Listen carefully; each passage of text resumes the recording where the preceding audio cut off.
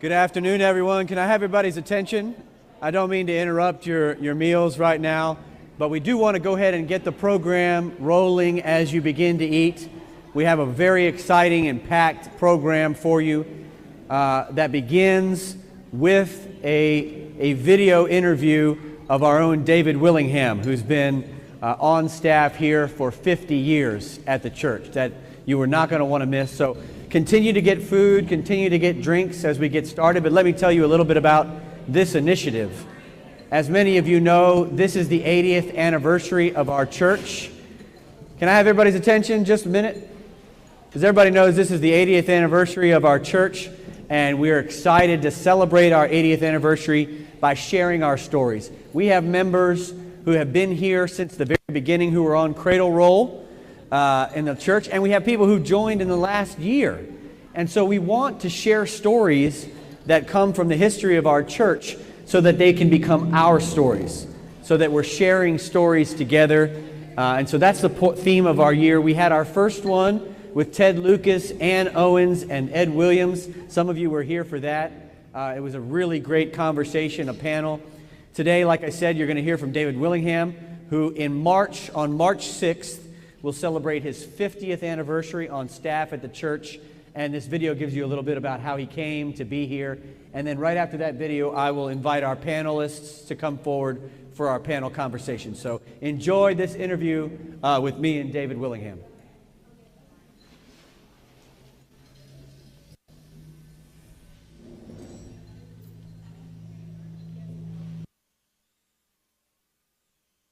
Thanks for being here with me this morning. Next month is your 50th anniversary as an employee at the church. You're the longest serving employee in our church's history. That's 5 decades. It's an incredible accomplishment, and I wanted to spend some time to talk with you today about your experience here at the church. So thank you for being here with us. Oh, you're welcome. Let's start by talking about how you first came to work at the church back in 1973. Well, I was a youth at the Bethlehem Center at that time, and so my youth leader, he was working at the center. He was working here part-time doing events for the church, and most time the church event had 200 people attending. Mm-hmm. And so I started helping him on Wednesday night, special events that were going on in the church. So some kind of way I ended up being there 50 years. It was it's kind of funny when I was doing it. I was just doing it part-time, really wasn't thinking about making this no career. Yeah. Per se. So. It's kind of an accident that you came in some ways. Well, yeah, I wasn't looking at that time for no job to work here. And so then plus my uncle was working here anyway at the time. I was helping out and in the kitchen and special events. So some kind of way when he retired and then my youth leader ended up leaving, some kind of way I got stuck staying here. So stuck for 50 years. So now you see I've been here 50 years, almost 50 years in another month. Wow. So it's been an enjoyable ride, been up and down. Mm-hmm. And the people were nice, so yeah, I kind of like what I was doing at the time, so I just kind of stuck it out. Yeah. So. Yeah. Well, we're grateful that you did. I'm wondering if you could remember back to 1973. What was the church like back in 1973? I mean, at the time, it was like I said, they had, different things going on that was, you come to church, I come to work, church be full of people, Back then, I guess people loved coming to church, so it was always a large group of people around, so. And like I said, the events they were doing, you can almost bet there was over 150 people attending. So yeah, took a lot of time to set up chairs for 250 people, I'm sure. Yeah, it was. Back then, it was more strenuous work than it is now because we got lighting. Right now, we work smart instead of hard. I learned over the years to maximize my ability to get work done without really overworking myself. Mm-hmm.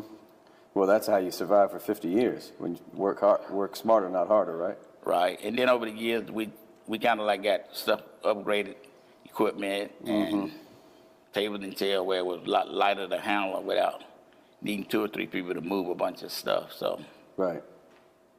I learned to adapt to the changes that they made that helped us with our work. So Yeah. Now, when you first came, you had other jobs besides the jobs that you had now that you had to do.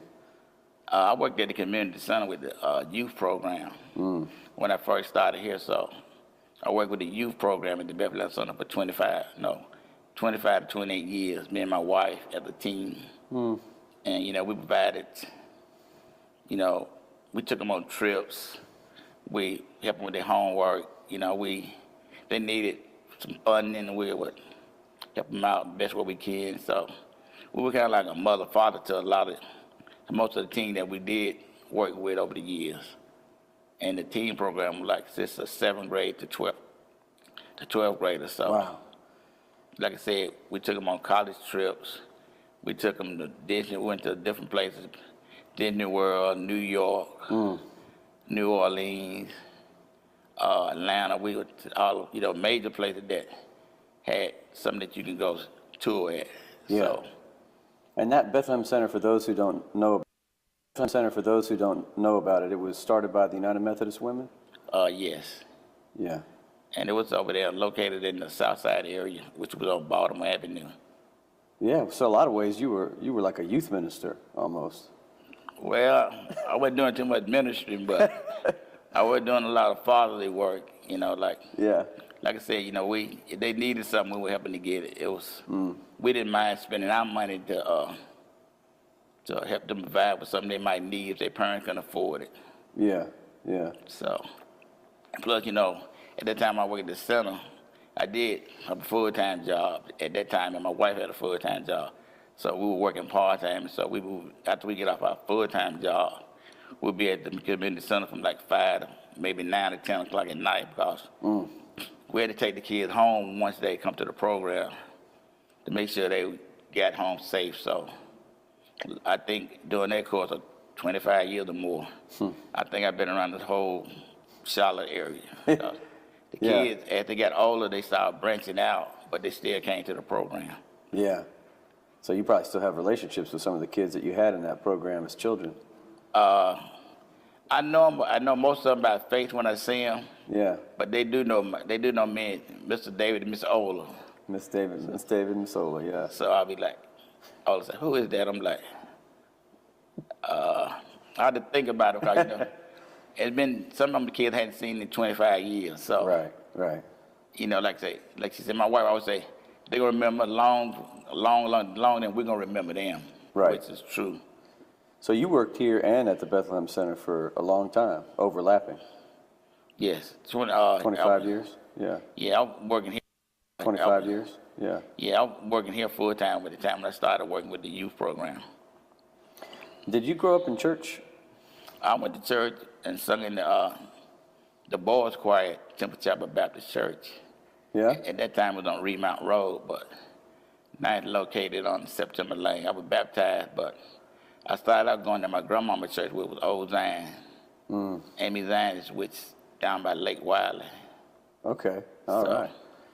Can you remember back in the day when you first started working here, who are some people that you remember back from the 70s and 80s that you worked with that were maybe lay people and staff members? Well, at the time when I first came here, Dr. Orland was the senior minister, and my supervisor at the time was Cesar Ernest, who at that time he had a boat and he used to like to fish.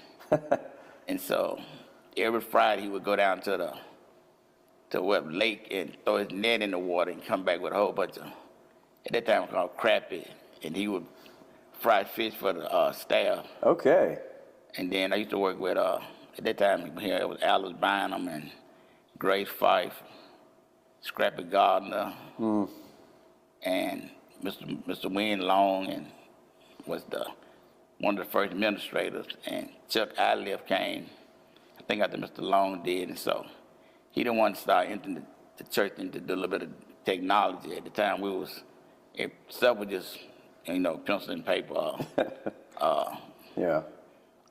calculators and stuff, but he came in and kind of upgraded the church office systems the workers of office can get stuff done a lot faster. Yeah, yeah. And so I worked with this guy named Mac, who recently died this year for about 25 years before he retired. Mm-hmm. And I worked with his wife, Jean McCullough. And I worked with a guy named Bonnie. Yeah. Daddy Bonaparte, which he worked in about 10 years. Okay. And Joe Aldridge. Joe, of course, yeah. I mean, Joe was pretty tight. We used to go play tennis. Never won the tennis match because he had the drop shot. So by the time I got to the ball, it was too low for me to get down there and get it. So Wait a second. Joe Aldridge plays tennis? I can't imagine Joe playing tennis. Oh, Joe was pretty good because at the time that I started playing tennis, we used to take the youth program at the center. We spent all summer playing tennis with this guy named Mr. Brown. So I kind of enjoyed tennis. It was something that I never played until probably in my early 30s, and so it was a fun game to play. Yeah, now everybody's playing pickleball instead of tennis. It's Pickleball is on my list to do when I retire. Right now, I don't have time to do it. I mean, I look at it when I'm in the corner and see the members playing. I'm like, I'm gonna learn that game. It's court a lot smaller. Yeah. Since I got a lot older, I don't need to be playing real You'd be tennis. running around the whole tennis court, right? Nah, not. Well, we got some members who love pickleball. They would love to take you up on playing pickleball with you. It's on my to-do list when I retire. You've been here so many years. I was thinking about all the big events that you've seen the church through, like Hurricane Hugo, for instance, and things like that. What was that like, being here? Hurricane Hugo was it was like a shock to me to see how many trees and stuff were down in actually the Miles Park neighborhood. Because where I stayed at, we didn't have that many trees. So when I got up that morning to come to work, it was like, it just seemed like a normal, regular day of the week. So I was on my way to work down Remount Road, and I got down by Idea where it was a tree down. So I kind of turned around and went all the way up South Boulevard to East Boulevard. So everything was kind of fine. So by the time I got to the Mile Park neighborhood, and I'm like, man, Hugo must have tore this place up. Yeah. So the further I got to the church, I got up to Queens Road, I got up to Providence, about Mile Park Method, I noticed all the trees were coming down.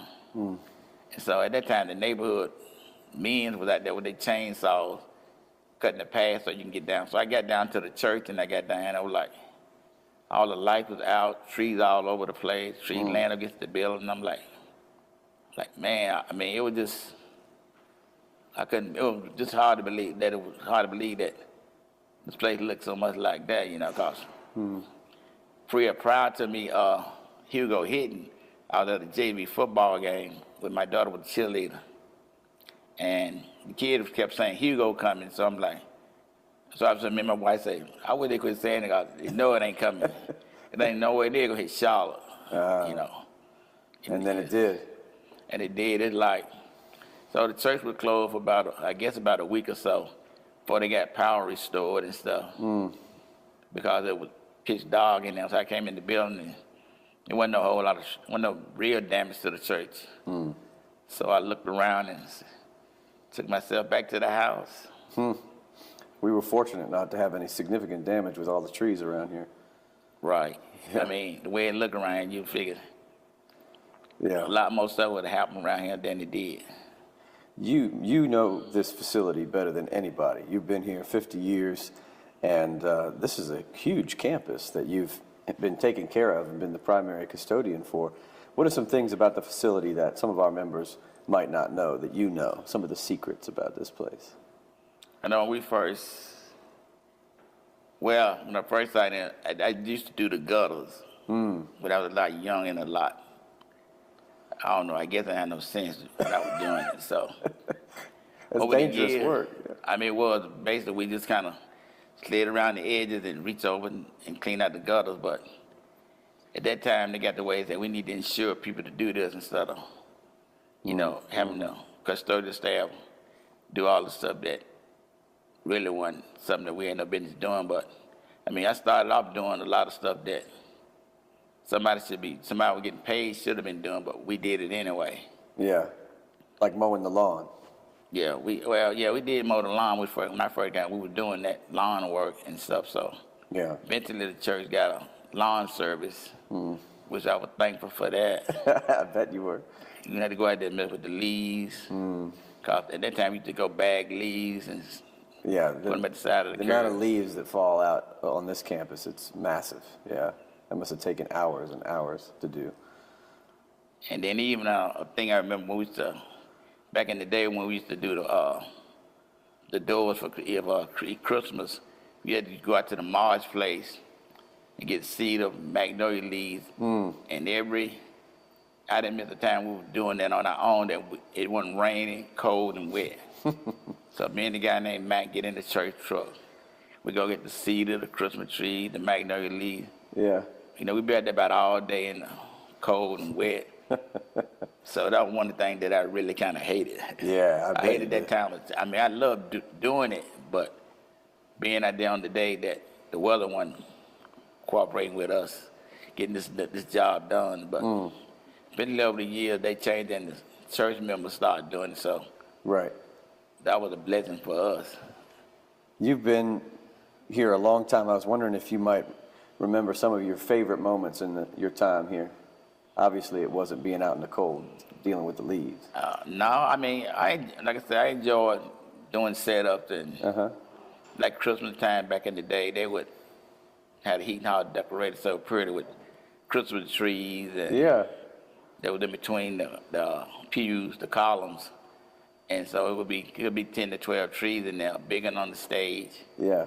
Were real festive, and so we did that. Well, they did it for a long time out till they realized there was like a fire hazard, Yeah. and so they had to stop. They had to stop because it was a fire hazard. Yeah. Yeah, they had to cut back on doing that. So that was one of the enjoyable times I did. But I mean, just working here, I've been a joy. Only been a joy for me. So you can see it's been a joy for me. I'm still here. What's the secret? How did you stay 50 years? Well, so it wasn't about the money. I guess it was about the people that I came in contact with. And, you know, as long as you got a good relationship with the church members and doing your job without anybody helping you, it was kind of fine. I mean, it was something I learned to enjoy over the years. Yeah. Well, we are incredibly grateful, David, for 50 years, 5 decades, which is unfathomable. Really, there are no words to express our gratitude to you for all that you've done for our church, and we just want to say thank you. Oh, you're welcome. Thank you so much. Oh, thank you. All right. Thank y'all for having me for here 50 years. I don't know if I could have did it anywhere other than right here at this place. Yeah. It's like my second home. Well, we're glad to be your family. Oh, I'm glad to be y'all family too. Like I said, me and Rainey worked here. I worked with Rainey for 38 years, Wow. 39. And so she's the last remaining person that, since I started, is still here. Yeah, right. It's been here about almost as long as me, but not quite. And she's like family. Y'all like brother and sister, right? Yes.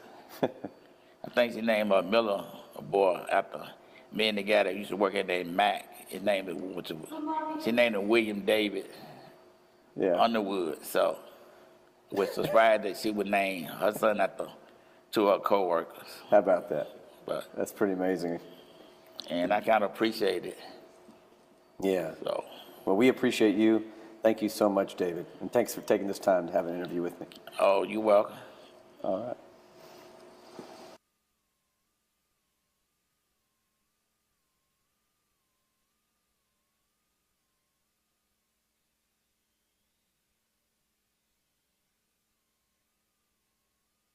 Work on your staff for 50 years. 50 years says a lot about David, and it says a lot about us as a church community as well. And so we celebrate in March when we have the opportunity. David's going to come to worship, and you'll have a chance to properly celebrate him and to thank him for 50 years of work here at our church. I hope you learned some things about David that you didn't know, which is amazing. Yeah, really great. Well, this time we're going to invite our panel to come forward. I'll let them introduce themselves in just a minute when we get. So let's continue with our work together.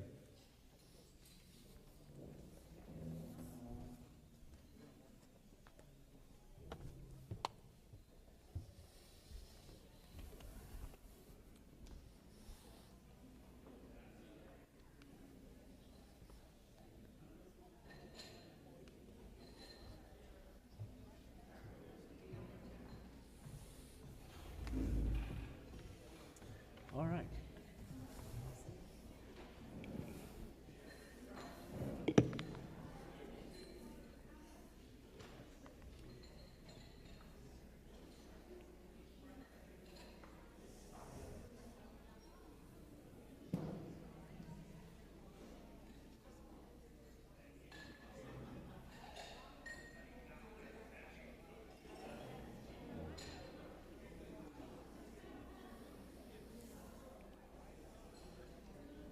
All right.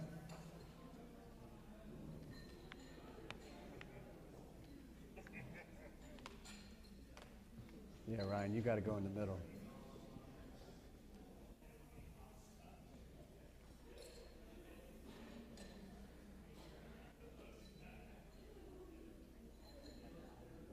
All right, let's go ahead and get started with our panel discussion. Thanks you for joining us for lunch and staying here as we have this conversation together. I'm really excited to be joined on the stage here by Francesca Quick, Ryan LaPrade, and Claudette Green as we engage in a very special Black History edition of Tell Me Our Story, our 80th anniversary initiative. So I'm going to start this off, and we're going to ask each of them a few questions that we want everybody to answer, and then we're going to kind of engage in a conversation together. But I'd love to start with you, kind of just tell us how long you've been here, and share with us the story about how you came to hear about the church and how you first came to the church, and what it was like when you came. And Francesca, do you want to start us off? I guess so. Make sure you hold the mic all the way up. If you can. Okay. There you go. My name is Francesca Quick. I know a lot of you all miss John Chandler. He was my CNI dog. Yes. He definitely served here as well. It's been 2 years now, but I've been a member here 12 years, and it seemed like time went by so fast. I came to know about the church as soon as I came to Charlotte. Like everywhere I went, people were saying, you need to go check out the church, Myers Park. And so I'm like, I'm a member of a church. And they was like, well, whenever you get time, just go check it out. So I'm like, oh God, you know. So I was just going through a battle of transition. As far as, I remember the bishop that I was under, she had stated, just get in a circle, and if that circle look like you, think like you need to change your circle. And I think I changed everything. Because I was like, it's time for me to go. I knew it was time for me to go because I didn't do anything. I didn't join anything in the church. And I didn't know where to go. I had given up on church. And I remember I said, wait, I didn't go check out that last church. I didn't go check out Myers Park. And so when I called the church, I think the first person I talked to was Reverend Gary Hudson. And he told me the direction. I said, well, do y'all have a bus to get to the church? And he was like, no, we don't have a bus. I said, well, what church don't have a van? And so he was like, well, they're for senior ministers and stuff, for the senior minister. And so I said, okay, well, I'll do my best getting there. And the first day at church, I came in, and I remember going into the sanctuary. The first person that I meet is Pastor Shoemaker, and he was playing the cello. And he came to me, he was like, well, you're too early for church. Do you want to go to a Sunday school class? So I remember him picking out the first Sunday school class for me. And I was in that class. I think that was the right class for me. So right then we like hit it off. And what a wonderful preacher, visionary, very intentional. And I remember when I saw him on television leaving the Southern Baptist Convention, and I'm like, wow, this man got guts. And so I remember the church that I was at, we honored him, and he came there, and he came to the pulpit, and he was like, oh my God, like I've never been in a surrounding like this. Y'all are so excited. And he was like, I just feel like preaching. And I'm like, wow, this is too funny. And the same thing, I never knew that I would be here. I never knew that I would become a member. So that's how I came to this church. And I've been here ever since. And I thank you all for opening up your doors. I thank you all for the small things, the smiles, the pat on the shoulders, just all the love.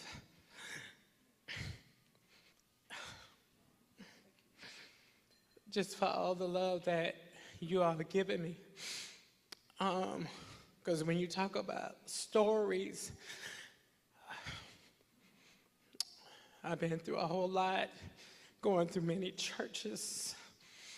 And I just thank God that this was one church that I could really say that is home, because as I read the creed, and every other church I've been to, I read the creed, I could never see myself in that creed. But this is one place, as I read the creed, I can say, this is my church home. And I'm so godly proud, because I knew that it was a place out there for me. And so I knew why people kept saying, you need to go, you need to go. So I thank God for you all. Thank you all for opening your doors. I know it looks strange at times. I know it looks odd, but that's the way of God. It's not always the way you want it to be. It's not always going to come wrapped up in a box together, but it's the way that God sees fit. So thank you all so much. Thank you. Thank you. And we're grateful you found us. Ryan, same question to you. I can't go after that. Ryan LaPrade. I've been here at the church a little over 11 years, I think, coming up. But what's weird is I've been in Charlotte 27 years and had never really found a place that felt at home or felt comfortable with or whatever. So was in Charlotte for several years and was working, and it wasn't until I moved 2 blocks down the road, I know, and I was going to school across the street, so it's like, well, it's in the neighborhood, so why not stop by? And it was only because there was a special event going on with a minister from Riverside Baptist Church that was in town, and he was speaking Friday night up the street, and it was very weird. It's like, okay, so we'll just go and listen. And I went by myself, and then they had announced that he was going to be preaching here that Sunday. I'm like, they're going to let him preach in church on a Sunday? I was like, okay. So walked up, came in, listened to him, and the reception that he got from everybody who was here. And I had no idea the connection between Riverside Baptist and Myers Park, so I didn't know that there was already a relationship there. So I was like, that's why. I said that had to be the key. But it was the fact that they let somebody else preach in the pulpit that wasn't necessarily exactly what looked like everybody that was in the congregation. It looked like me. And I went, this is surprising. I would have never expected it. But that moved me and stuck with me for a long period of time. And I was going through trying to figure out what church did I want to be a part of. I did some shopping and went to a couple of churches uptown, Catholic, Episcopalian, and I was like, I've got to find something. Something was missing, and I didn't know what it was. And so I was like, okay, so I put it off, didn't think about it. And it wasn't until friends of ours, we were on vacation, we were talking about religion just in general, and it was talking about my background and where I, grew up and everything. And they were like, well, have you ever thought about coming to Myers Park and I was like, yeah, I came a couple times and I heard the minister. They're like, no, you need to come. I was like, why? They're like, they are a gay couple, interracial couple. I'm gay, interracial marriage. And I was like, well, why would I want to? Surely you all do not want us to come to this church, right? There's no way. There's a catch here. There's something going on. I know. And they're like, no, really, truly, come back or come visit. I came to visit, started meeting people, and I just haven't left. There was always something going on, and there's always a reason that somebody finds a way to put their hooks in me and keep me here. Find a way. We know we can put you to work. There's something we can do. There's something you can do. I've got something for you. I've got a plan for you. I know. So, and I'm gullible, and I'm like, oh yeah, sure. I'm like, oh yeah, we can take on the world. There's so many things. And that's what spoke to me. There were so many things that I questioned just about religion in general, and we weren't allowed to question in the church or in the organization that I grew up in. So that spoke volumes. I'm like, wait a minute, I can actually speak back to the preacher and tell him I don't understand. I was like, I don't agree with that, and you guys are okay with this, right? Really?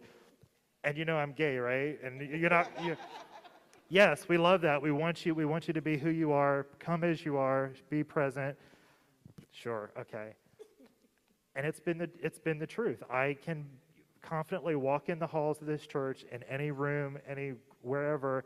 That's never a question.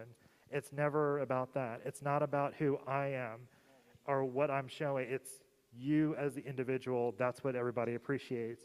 And the fact that somebody came up to me last fall and said, it was one of the members of the church, and they said, I'm old enough to be your parent, but I'm telling you this, I would be extremely proud to call you my son. I am not a very emotional person, but I almost lost it standing out on the patio, and I couldn't believe that they were willing to say that to me. Meant the world. And I was able to get through some, hard stuff and everything, but it was just so moving to think that somebody who, we hadn't really known each other very long, but was willing to say that to me and welcome my partner, and just, it was never any question. So that's why I'm here. All right. Amen.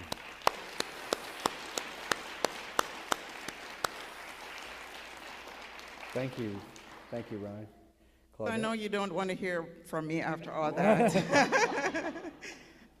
So I'm the baby of the group. My family and I, we've only been here now for 5 years, but it seems much longer than that. We have been through a lot with this church, and my family and I are forever grateful that we have found Myers Park. So how did we come to Myers Park? So we were at a predominantly white church prior to coming to Myers Park, and we realized at the time that our child, Devin, whom I'm sure all of you know by now, was having a difficult time at the church we were attending, and so we wanted to find a church that we could all feel welcomed and affirmed. And so our first quest took us to Myers Park. I still remember that day vividly. It was during the summer, and a certain pastor who is sitting in our audience was on sabbatical. And we came to church, and the service was great, the sermon was great. But the thing that held us and gave us a hook was that the pastor, Ben, was willing to have the congregation question him about his sermon afterwards. That would not have happened in any of the churches we attended. And so that really spoke volumes to me personally during that time. But we said, it's great, but let's go somewhere else. Let's look around a little bit more, make sure this is really what we wanted. So we went to 4 other churches, and we narrowed it down to 2. It was Myers Park and another church. And one was like, if we could take the music from that church and bring it to Myers Park, that would be a great combination. But we ended up staying at Myers Park because, the sermons spoke volumes to us. I think we learned a lot. Our child, Devin, was able to grow here. Devin was able to put on a program here that the church just was so fundamental in seeing him succeeding with that, and they're also excited again to host that again this year, and he's looking forward to that. When Devin called me one day, he was so excited because he said to me, guess who's going to be on my panel? It's going to be Ben. And I'm like, okay, that must be nice, you know. So this church has been meant so much to my family and I, and we'll just be forever grateful. We've been through a lot of ups and downs, and happy times and sad times, and I'm sure some of that will probably come out by the questions Ben will ask. But we're just forever grateful that we found Myers Park. Myers Park has been a blessing to our family. We have found a community here at Myers Park. And so I'm just grateful to see how much the church is growing, how much the church is involved with racial justice and LGBTQ justice and environmental justice and all the things that we've been involved in. And I'll just be forever grateful that we found you. Yeah, absolutely.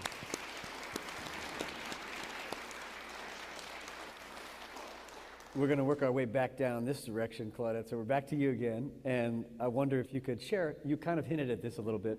What are the biggest differences between Myers Park and the church you were raised in as a child? Wow. So I felt I was kind of back in that church today, actually. But in a good way, in that way. Some of the biggest differences between the church I grew up in. So I grew up in an apostolic faith, and we were kind of told what we could wear and not wear. So if you were not married, you would never know what a ring looks like. Going back to what you could wear. So the first time I went to a church that I actually wore pants, I thought for sure that I was going to be knocked down that day, like Ananias and Sapphira were. So we could not wear pants to church or anywhere for that matter. The other thing was that questioning the Bible or questioning the pastor was just unheard of. So I remember a time as a youth, and the youth pastor would say, when you feel urges as a young person, you need to just pray about it, and you couldn't question that, you couldn't question, well, my prayer wasn't working or something, so they were just, we were not allowed to drink wine or any alcohol for that matter, although I know the pastors probably did that behind doors. But that's what they were telling us in public. Another thing, too, with the church that I grew up in was that, there was nothing about searching for the poor and the downtrodden and those who were less fortunate. It was the sermon on giving was always something that you do, but there was not about sharing with others. And the last thing I'll talk about is a big difference is that the churches that I grew up in, so it was that there was no one who went to seminary. Somebody just started a church. And from that, so then you can imagine then the kind of messages that were being preached is that somebody tells somebody something and somebody tells somebody something. So nothing was informed. So that's some of the biggest differences. Thank you. Brian? The biggest difference for me, just right off the bat, so I was raised Jehovah's Witness. Yeah, exactly. So yeah, when you drop that, they're like, what? So I guess the easiest way to explain it is very evangelical, very restrictive, and it's supposedly Bible-based, and that way, whatever the Bible says is gospel. There is no veering from it. There is no questioning anything, and very strict about it. So coming up, and it's like, well, and of course, I'm the oldest of 4 children, so a lot of pressure to be the example for everybody. I was the first grandchild of several, blah blah blah. So there was a lot of pressure in moving forward and towards following the family lineage, et cetera, in this particular organization. So trying to figure out or question and figure out who I was, where I fit in the broader scheme of things, and the structure of and we'll probably talk about this a little bit more, about a predominantly white organization versus predominantly black organization. I was raised, and it was a mixed group, but it was very white-centric, for lack of a better term. And so everything was very, go this way. So you really didn't, quote unquote, see color, but you could just tell as you were talking to different people, and the way you were supposed to present yourself was to be a certain way in order to include and bring people into the organization. So coming here or visiting other churches and just getting exposed to there is something else outside. This isn't the one and truly only religion. There are other things. It was like mind-blowing. And that's when I was just like trying to take it all in, trying to learn everything from a lot of different areas. So that's what I enjoyed so much about this church, is the fact that you can learn something that's not in your wheelhouse. People are learned and scholared, and that they do have, backgrounds in something, and it's just not, well, I feel like this, so I'm going to talk about this, and I'll find a scripture that'll be able to support it, and that's what's coming down from the higher ups. So I like the autonomy for sure. Yeah, thanks, Brad. Well, my experience, I grew up Pentecostal holiness, so it's way different. I think someone had saw me, they was like, why are you going to that church? They're not making no noise. And so I'm like, but I had to learn the difference of having joy. I had to learn the difference in praising God, the different ways, because what I had to learn was it was more than one way, because I was seeing these preachers very charismatic, saying different things, but they was preaching hate. I saw them discourage people, so I'm looking like, is this a place for you? This is not a love. This is not of God. So I had to learn how to shout, in different places. And I learned that from David the best in the Psalms. You can shout anywhere. And the message this morning was just so powerful. And we all have different ways of shouting or expressing ourselves. And, the church that I grew up in, they was just so fundamental in everything. I think every Sunday we talk about hell, and I got tired of it, because I'm like, well, why we come to church? We're wasting our time then if we already know we're going to hell. And, people, and, it was just like brainwash. Like the bishop or the pastor would say something and you couldn't challenge it. It was once said, that's all need to be said. And if you said anything out of turn, everybody is frowning on you. I remember in the church, the Sunday school teacher was preaching, and he was saying, he made a comment about those people in China. He was like, all of them going to burn in hell. They need to believe in Jesus Christ, and y'all need to get the scriptures over there. And I was like, and I asked him, I said, so how do you know they're going to hell? And so he was like, because they don't believe in Jesus Christ. And my mind was just bigger than that. I thank God for my mom, because she knew that I was just different. And so she always gave me the time to travel up north, to travel to my aunt's places, and to do different things in school, because that opened up my mind to see different things. And I had shared with them, I said, well, that's a different culture. Their belief system is different. So how can you say that they're going to hell? So he was like, well, I'm saying that because that's what the Bible said. And the Bible, as I was learned, is 100% in its accuracy. And I'm like, wow. So I got tired of battling. It was just a battle every Sunday, because we'll have a great time. We'll shout all day, sweat all day. And then people will go back wounded, still hurting, still in pain, still in debt, and it was just really, it was a life lesson learned for me, because as I got older, I started rebellion. I started going to other churches, I start, and thank God for school, because school was like an open for me that, I was able to learn about different religions. And I'm just thinking like, oh, thank God, because I thought that was the only religion, So it made me open up. And it made me open up to seek God for myself. And when I saw God for myself, I'm like, okay, God is not about this, and making sure that I was in the right church home that was feeding me and my spirit. And that's when I could no longer go on mama religion, couldn't go to the church because my mama then went to the church. I started choosing the place of worship for myself.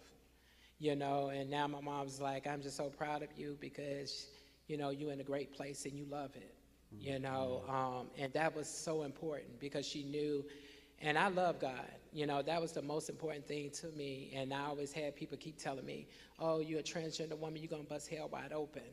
And people kept saying, so why are you not stating who you are? And I'm saying, my biggest thing was the fear of God, because I love God that much. My relationship to God is more important than anything.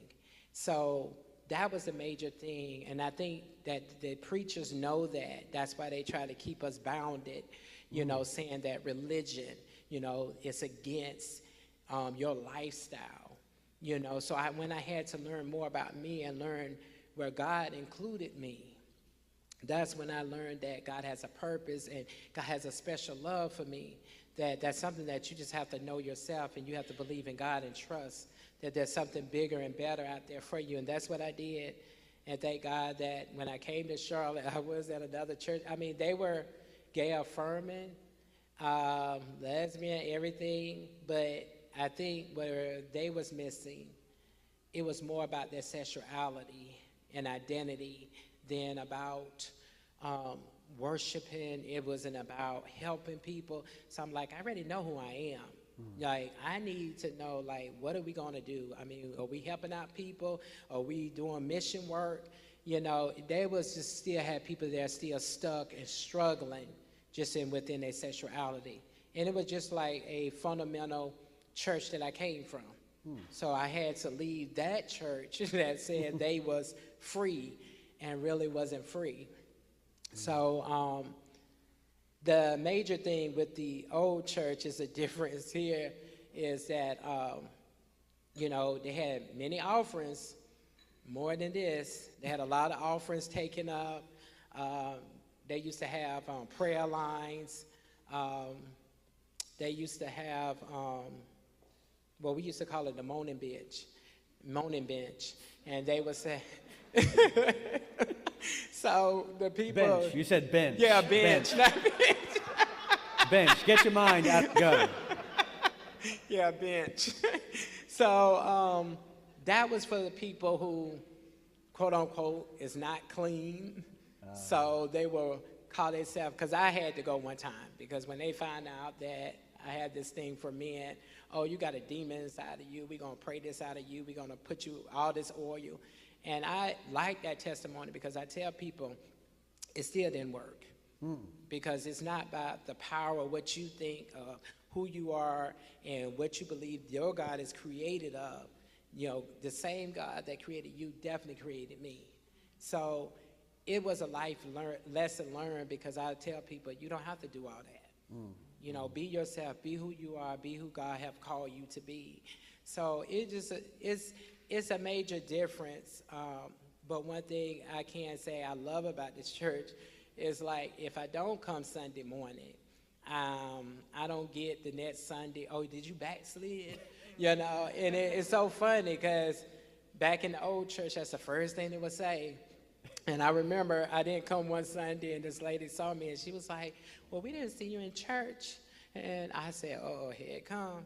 And she said, well, we miss you. And I said, wow, that was a big difference from, oh, she done backslid, she's out there clubbing, So it's real different that people see everybody in love here. Everything is not perfect, but I just like how the way people receive people and respect people, that it's not always about judging people, so I really appreciate it. That's the difference, pretty much the same, the offering, the laying on hands, the preaching, style is different.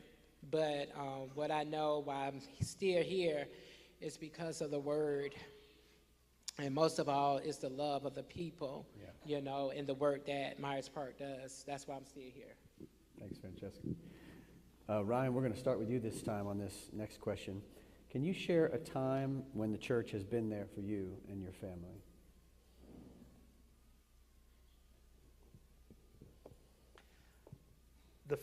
The one thing that comes to mind is in May 2020. There was a lot going on that time. And so prior to the events that unraveled besides the pandemic, we were already in the midst of it. We're all sitting at home. But I just want to back up. Before we even get to that particular event, I want to go back to the pilgrimage we did as a church to the Deep South. That was extremely, extremely moving for us to do the partnership between us and Mayfield Memorial, to go to all those historically black sites and have that moment together was powerful, beyond words. Something that stays with us to this day.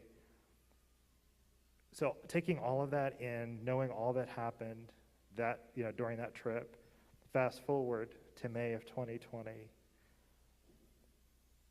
there was, I don't even know where to begin. I'm still processing it, still going through it, still trying to figure it out. But over what I want to say, what the church was able to do from laity, from just general members to staff, was just being there. Not saying or trying to say the right things, just being there. Just, how are you doing? I mean, that's all I personally needed at the time, but to know, but they weren't trying to figure out, they weren't trying to guilt trip, they weren't trying to alleviate their own pain. They were really trying to understand, how can I help? And in such a way that it wasn't just a, let's get through this, let's get over it, because it's something that never really goes away. Unfortunately, we're still continuing to deal with the same issues month over month. So it's an understanding and taking the time to actually say, we need to step back and really learn and figure this out. How can we help each other as a community? To me, that's what has been most beneficial and appreciative of. Thank you. Claudia? Wow, where do I begin? The church has been there for me and my family on so many different occasions. I remember when my husband and I decided we were going to adopt twin girls, and it was shortly after we had started here at Myers Park. Soon into the adoption, we found out one of the girls had leukemia, and sadly, she was only here for a month before she passed away. And I must say the church has been our rock and our support from day one. Through the adoption and up to the very end, this church has been there for us. And we just cannot say how much we appreciate that, even to today.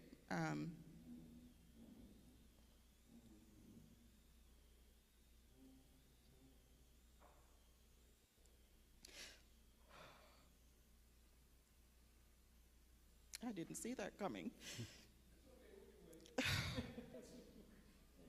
We got you.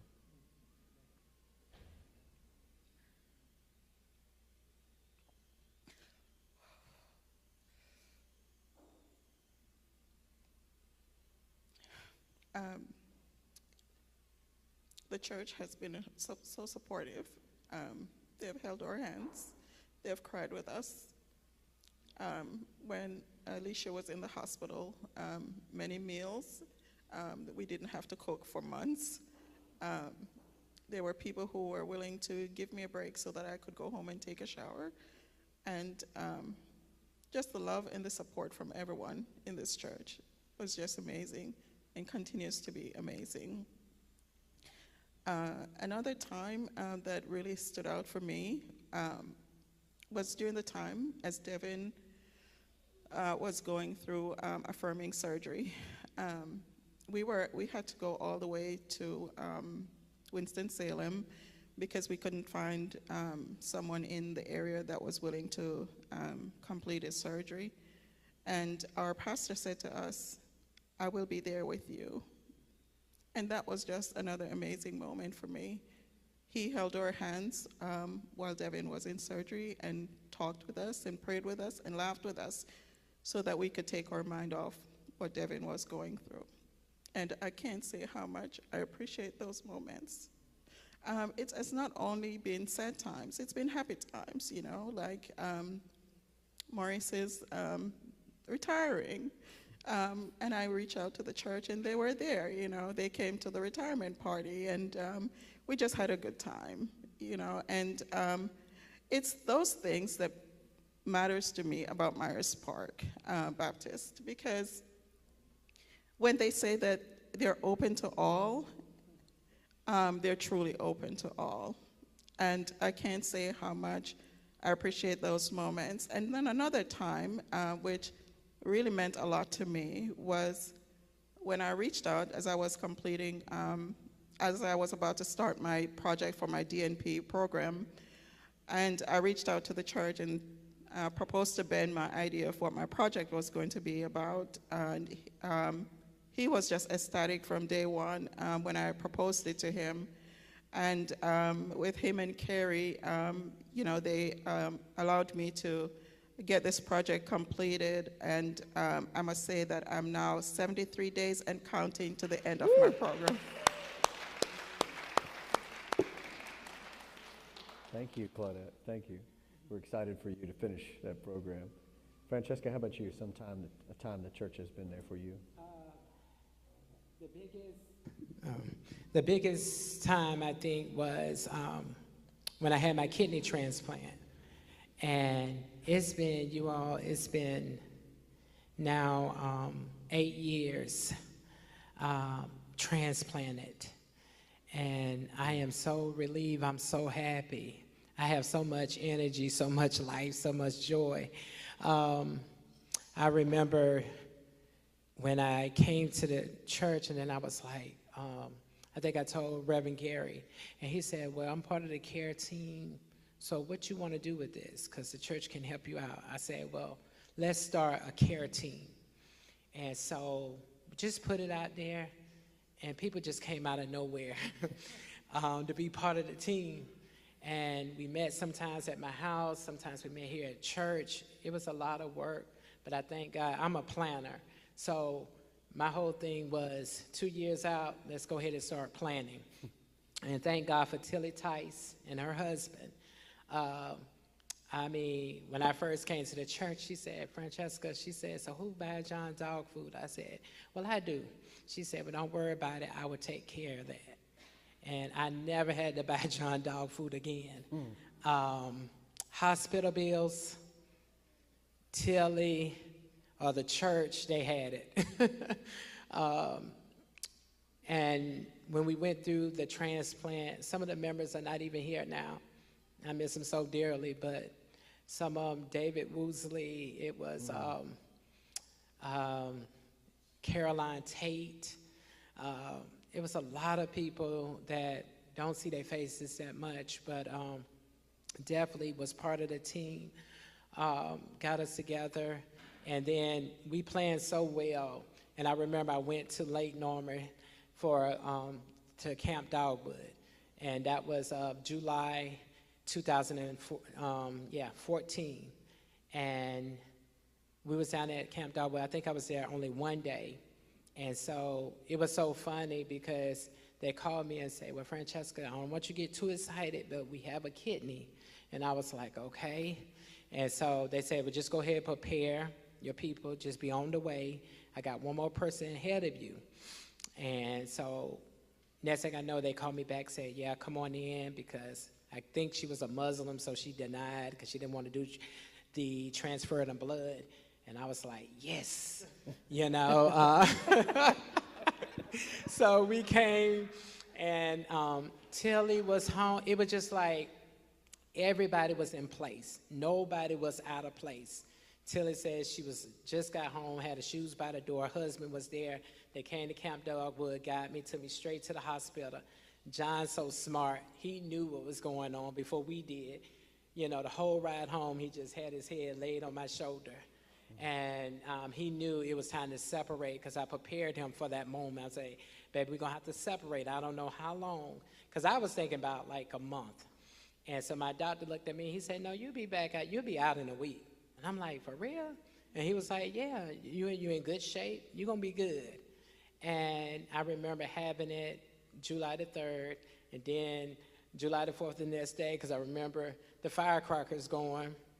And it's been 8 years successfully as I completed that transplant. And creatinine level is still doing great. And the only thing I can say, it was nothing but God. And the God sent people that has been here in my life. And I remember in the hospital, every day somebody came from the church.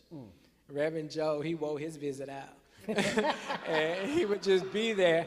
And I was like, Reverend Joe, why you didn't wake me up? He was like, no, you was resting pretty good.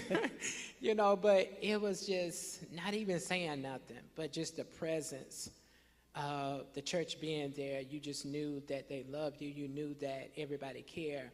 And I remember, I don't know what they call themselves, well, they used to always bring the cakes. They had the pound cake. So they brought like dinner, like almost every night, fresh fruit. I mean, I never could imagine that a church could be so loving and endearing the way that this church has been.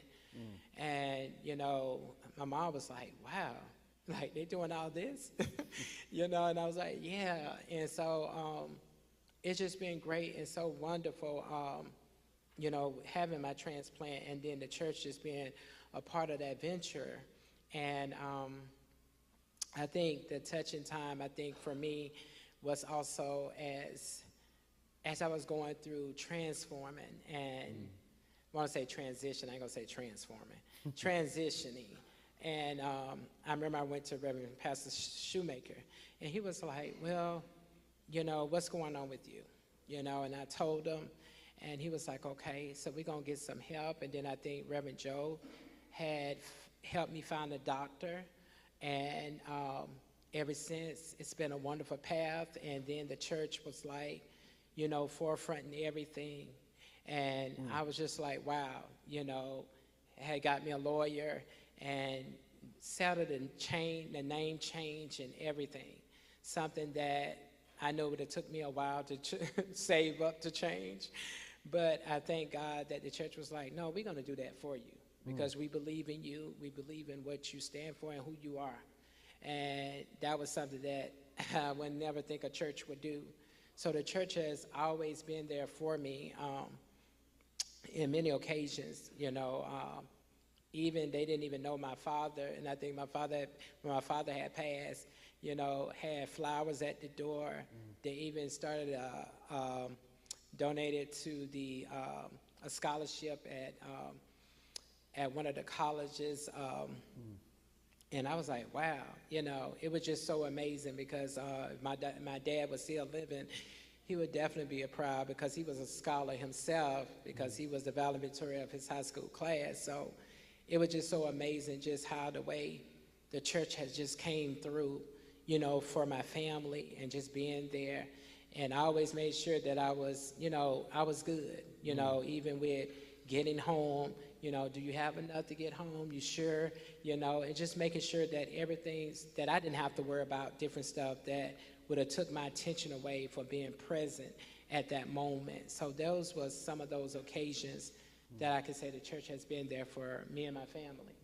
Thank you, Francesca. We got 2 questions left. One I want to talk about, obviously this is Black History Month, and it is an amazing thing that a predominantly and historically white congregation has begun to welcome and to become more diverse over the years. Goes all the way back to the 60s when we first said we were going to be open to all, closed to none. and we've continued that legacy all the way up to today. But it's not always easy to do that. It's not without its challenges. But I thought it would be helpful to hear from you. Maybe Claudette, we can start with you this time. What's it been like to be a black person in a predominantly white setting for you here at this church? What, Ben? You didn't tell me I was black? I'm so sorry to break it to you. So it has not been as difficult as many would believe, just because we have been, or I have been used to being in spaces where I am the only one. And so being a predominantly in the minority in Myers Park Baptist has not truly been as difficult as some may believe. So we also came from a predominantly white church. And one of the major difference between those two churches was that I actually feel like I'm a part of Myers Park. At that church, I never felt like I was a part, even though my husband was very involved and Devin was very involved in the church there. I never felt like I belonged there.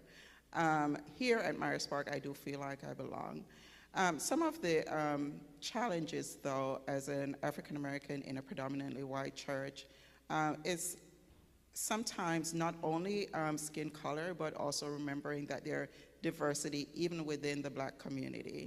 So, you know, so there is socioeconomic differences, there is, you know, experiences that are different, and taking those into consideration sometimes when we talk about being black is in itself a challenge. And so sometimes the things that are said sometimes people tend to believe that as a black person, we're overly sensitive, but not understanding the reason why that is. So for example, when somebody said, oh, it's Black History Month, you should walk in front, that can be very stinging. And so just looking at our unconscious biases when we are around people in the minority or black people can make a huge difference. Again, being a black person in a predominantly white church, I also feel like I have privilege, right? Because there is some sense of wanting to be in community with me. However, there are also this other side of that where I wonder, why do you want to be in community with me, you know? And so I have to, you know, question sometimes that as well. And so sometimes when I'm asked to do something as a black person and in a predominantly white church, I question myself, why am I being asked to do that? Is it just because you want a color, you know, a representative out there, or is it truly that you want me as a part of the bigger table, to hear really what I have to say, or is it just for representation purposes? So. That's great. Thank you. Ryan? Ditto.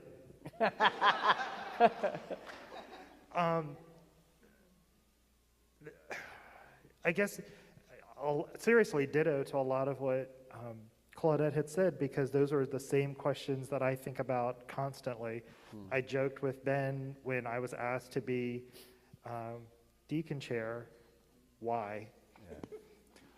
For many reasons, but it's like, is it because we haven't had a black person as a deacon chair in the history of the church? Granted, I mean, obviously I was the first one, but it's like, is that really the only reason why I'm being asked? But then again, we don't have a lot of representation in the church. So here's my opportunity. Here's the chance that I get to be the first. Let there be many more after me, men, women, whatever. So that is my reasoning for, or what my experience has been. Like I said, a lot of what Claudette said, I'm always questioning that. But at the same time, I want the community, and I want to make sure that there's that opportunity to intentionally get to know one another. Don't present to me, I want to get to know you just because I can have somebody on my list, check, I've got that friend, I've got this friend over here. And that's what but I've never really gotten that from the church. I just know that in my head, that's what I'm going through, what I'm thinking of. So I'm trying not to let that blind me or cause me to think about anybody else's intention. And it's hard because you're always thinking, well, how do I make sure that I do the right thing because I'm representing everybody who is the same color, right? I have to make sure I don't screw up, I don't say the wrong thing, that I don't step out of line. So that's a lot of pressure I personally internalize and try to make sure, we're on that right track. But that's what I'm used to doing for all of my life, both personally and professionally. So it's just one of those things. But I don't feel it as strongly as when I first initially came in, but I think a lot of it is just continuing to process that personally and being authentic with people and just saying, if something's not right, speak up and say something. So. Yeah. Thank you, Ryan. Jessica? Wow. Other people, I never think about it, until somebody bring it to my attention. Like, why are you over there? Like, all those people are white. Like, and I'm like, well, I went to school, for 12 years with a lot of white people anyway. So it really wasn't a major difference. And then I don't look at color. I look at how the way you all think. What was the vision? What's the purpose? Who we helping? And so what I saw was a room of a group of people who wanted to help people, definitely my people, and I'm like, wow, these people are talking about my people, how we can improve their lives. And I'm like, wow, okay, wow, some other people need to hear this that's not in the room, So I never looked at, only time I probably thought about it is like when people bring it up. But I never look at it that way because I was looking at the way that the church think, the way they moved, the way they showed up, because they never said, hey, we're a church, predominantly white church. They never, quote unquote, say that. They just said, we're a group of people here to help, boom. And I was like, okay, I want to be part of something like that, something that's positive, that's moving, yeah, from my people, as a Black American, yes, I get it. Because they like, why are you going over there? You need to be supporting your own. Well, guess what? My own hurt me, So I wanted to come over here to a place where people was actually doing something. I saw mission work happening.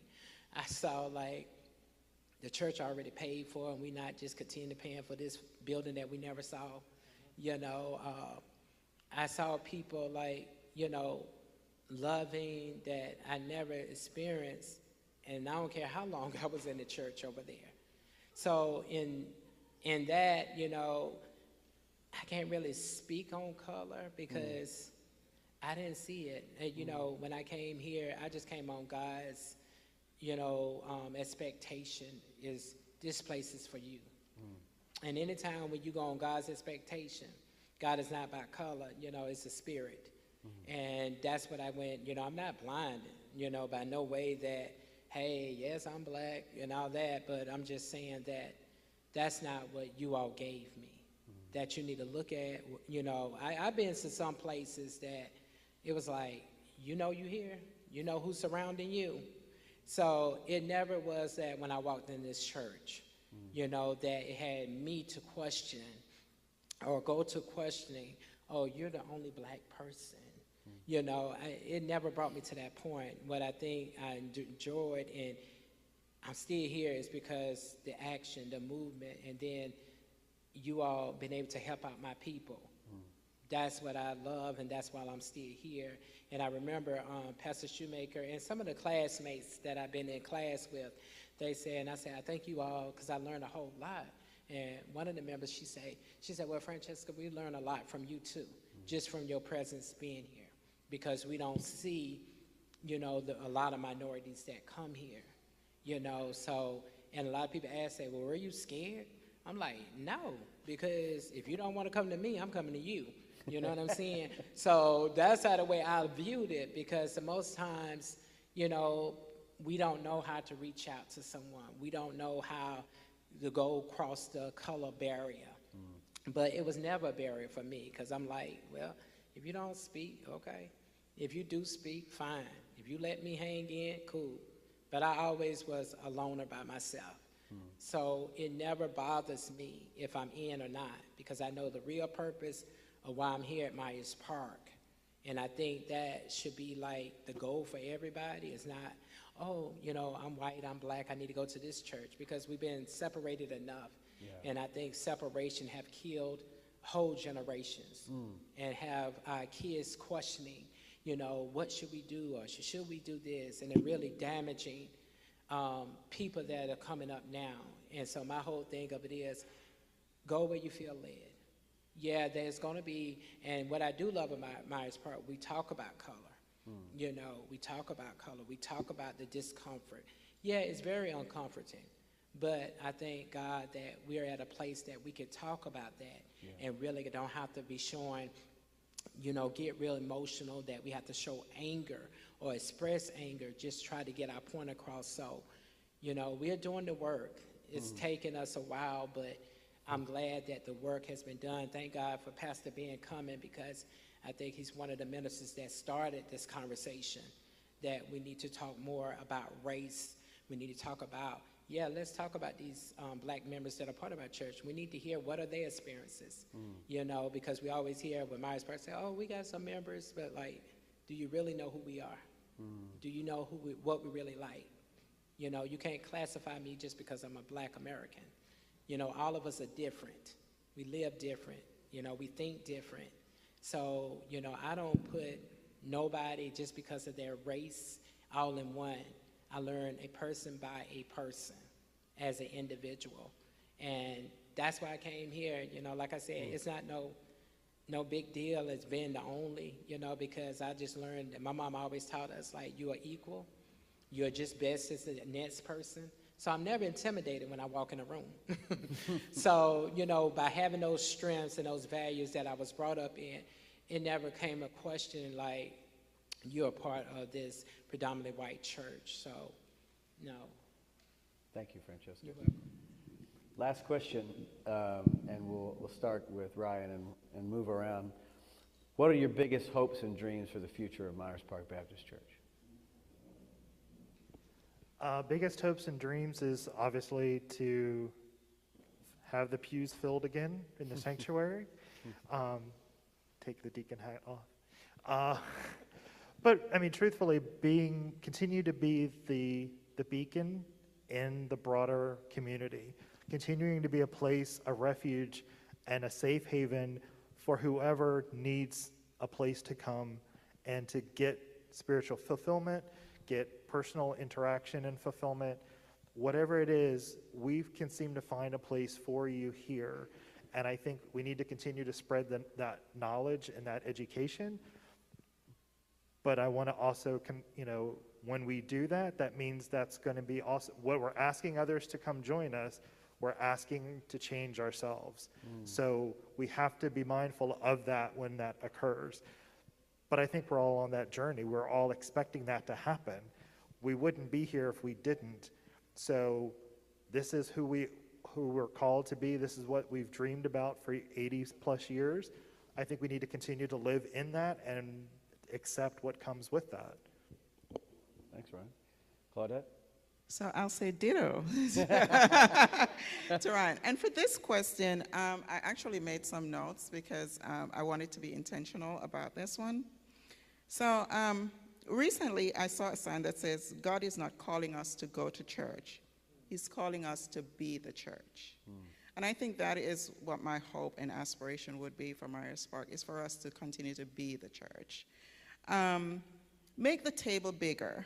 So get to know someone who looks different from you, talk differently from you, someone of a lower socioeconomic status, and just get intentional about getting to know the people around you.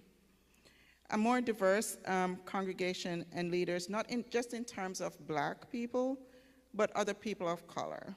Partner with other black-led organizations such as Charlotte Black Pride, Federation, the Freedom Center for Social Justice. Continue to embrace change. Change is the only thing that is constant. If we're not changing, we're dying. So continue to embrace that change. In addition, continue to be curious. Ask, is that what Jesus would do? Only be careful about who is answering that question and what lens you're looking through when you respond. One of the things I learned as I was completing my project for my DNP was about cultural humility. At the heart of cultural humility is a commitment to regulate a sense of cultural superiority over others. It requires respect for autonomy. Being able to say, I may not believe what you believe, but we can respect each other as a person is huge. All right. Thank you, Claudia. Francesca, finish us out here. You'll be our last person. What are your hopes and dreams for the future of the church?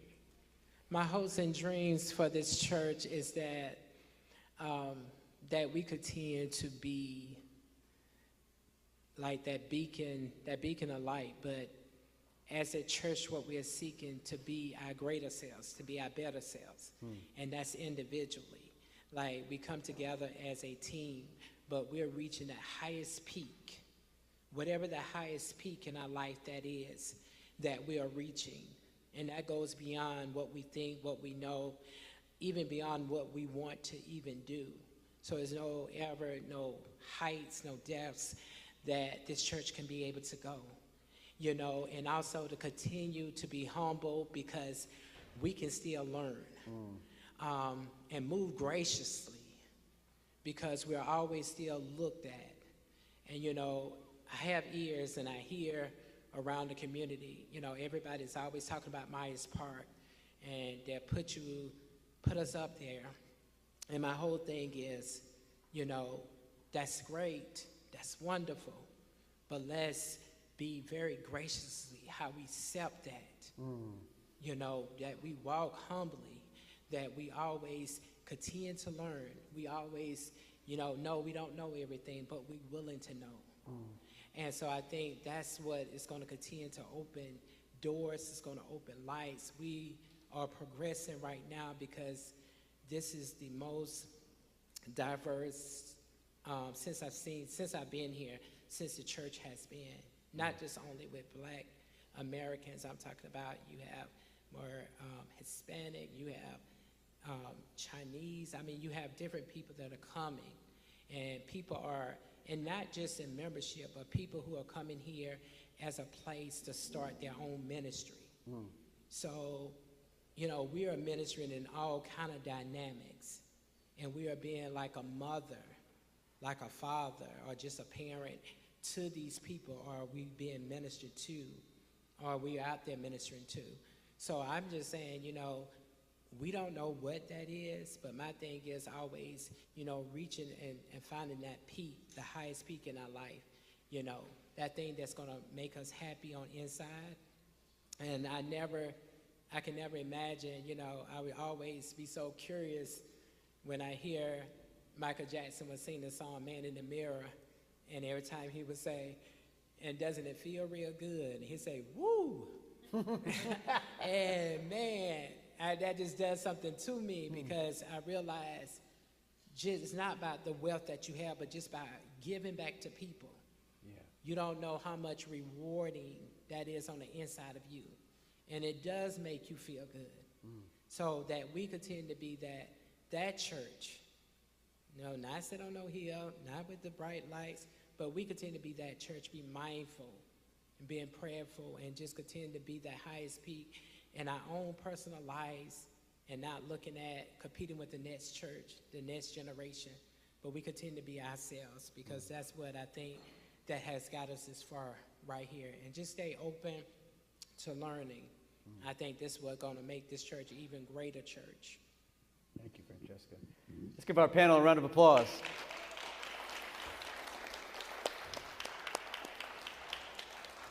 Thank you all so much. We appreciate this. Thank you. Thank you all.